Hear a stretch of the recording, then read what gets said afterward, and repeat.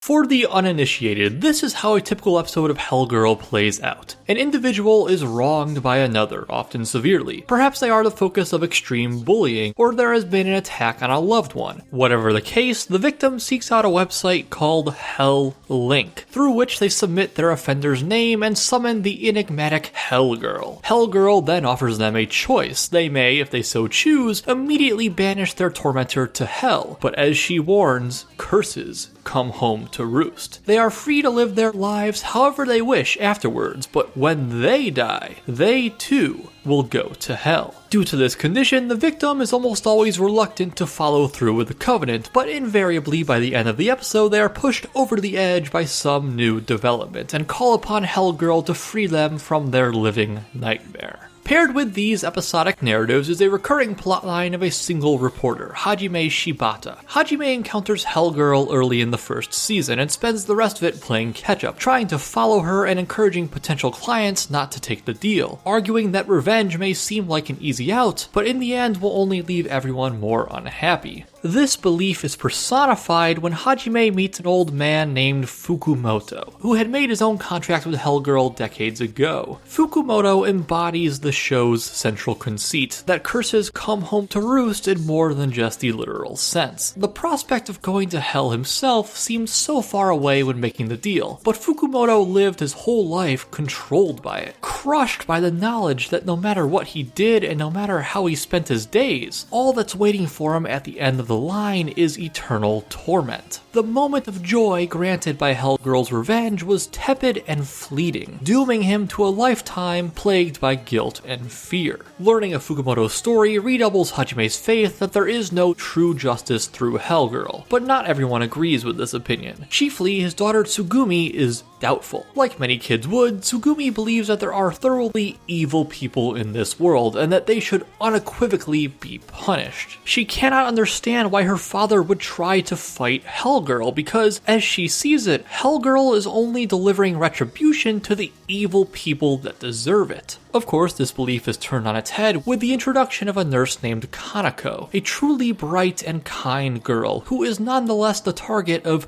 someone's spite. For reasons that are intentionally never made clear, Kanako is sent to hell by a victim she never realized she wronged for an action she probably didn't even realize she made. This rocks Tsugumi's faith in Hellgirl because, after all, Kanako was the furthest thing from an actually malicious person there could be. It's a lesson that clearly people sometimes just make mistakes, and should they be hated for that? Some degree of discord is inevitable in human society. Ultimately, it is revealed that Hellgirl is an existence rooted in revenge. Without getting too far into specifics, a longtime friend spurned her trust and failed to protect her at the time of her death. In her rage, she rose up from the grave, razing her entire village to the ground. As a repentant of sorts, she was pressed into service by the powers that be as Hellgirl, allowing others to seek their own revenge. The climax of the season comes when Hajime finally confronts Hellgirl. He attempts to persuade her that revenge is meaningless and that her service is only increasing the misery in the world, but given her past, Hellgirl won't have it. Instead, she attempts to persuade Tsugumi to banish her own father to hell, by revealing that he was at least partially responsible for her mother's death, and apparently felt no blame in the matter. This final episode of the first season is the only time when forgiveness wins out over hatred. Hajime breaks down, cursing himself, urging Tsugumi to send him to hell because he does in his eyes deserve it. But she doesn't. She forgives him, and over time, they build a life together once again.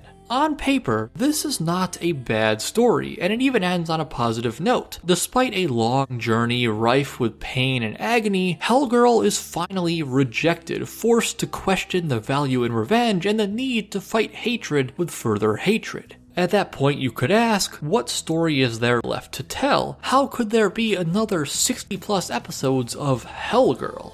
That was my main concern heading into Season 2, and unfortunately, it was very warranted. The heart of the issue with Hellgirl is not that it's too cynical or too edgy, but simply that it is far too long for the depth of thought that it contains. It holds no greater aspirations than revenge is bad, don't do it, and presenting different permutations of that idea. However, this is such a simple statement that you can feel even the original 26 episode season straining to support itself. With very rare exceptions, the brief summary I gave at the beginning of the video is the basic structure of every single episode of Hellgirl's first and second seasons, and this is by far the series' greatest flaw. Each episode tells essentially the same story, with differences that are superficial at best. Yes, the particular circumstances vary. One story follows an up-and-coming baseball star who kills a fellow classmate. Another tells the tale of a young girl whose father was driven to ruin by a man claiming to be his friend. A third chronicles a web of revenge between multiple people. And the second season's climax is an entire town that slowly goes to hell, literally, over slight grievances between each other. But the ultimate issue at hand is that, while the details may differ, the things that are actually said remain the same.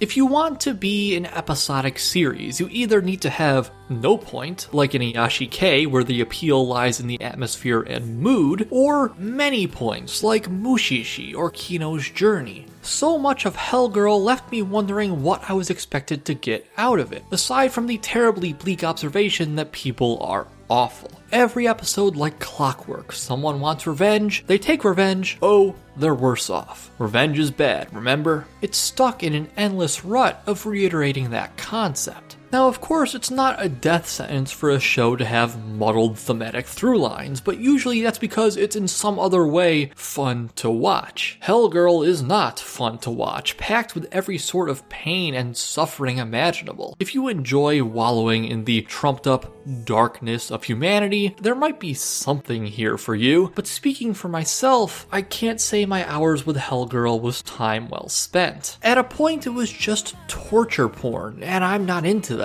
I'm not yet pessimistic enough to believe that people are fundamentally bad, and I find little joy in the anguish of even the most evil individuals. So when the second season failed to build on the thematic crux of the first, it really lost me. It had nothing to add to the final lesson, and instead served revenge tales en masse, for seemingly no other reason than to enjoy them for the sake of it. Fans may complain that I've failed to properly address the characters themselves, being Hellgirl and her supernatural entourage, which I couldn't disagree with, but they never felt truly important to me. They are not what I'll remember about Hellgirl in 2, 5, 10 years' time. At the end of the day, what I'll remember is that Hellgirl's first season had the nerve to stand up to its indulgences and declare that forgiveness is more important than vengeance. But the second became an interminable mire of retribution and torment, whose only real value in my eyes was its ingenuity in coming up with new revenge scenarios. Needless to say, I didn't bother watching the third or fourth, especially since even fans seem to have their issues with those. At least it gave me a couple songs to add to my playlist. I liked the openings a lot. And that'll do it. Thanks for watching, have a great day, leave any feedback in the comments, subscribe if you want more. And if there's anything you'd like to see a video on, by all means tell me. I'm aware this was rather short, but that's why it took only 1 week to produce instead of 2. Next week we'll probably see a video of similar length, and then after that, who knows? I have some plans. Till then, thanks again, and see you next time.